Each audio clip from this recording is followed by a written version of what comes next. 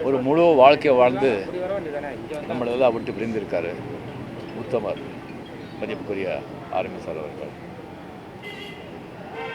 அமரர் புரட்சித் தலைவர் எம்ஜிஆர் அவர்களுடைய தனிப்பட்ட வாழ்க்கையிலும் சரி, சினிமா வாழ்க்கையிலும் சரி, அரசியல் வாழ்க்கையிலும் சரி, அவருக்கு வலது கையாக இருந்தவர் ஆர்மி சார் அவர்கள். அவரால் உருவாக்கப்பட்ட அவருடைய பல சிஷ்யர்கள் மத்திய மாநில அமைச்சர்களாகி, கல்வி நிறுவனங்களின் அதிபர்களாகி, பேரும் புகழும் பணத்தோடு இப்போவும் வளம் வந்துட்டுருக்காங்க.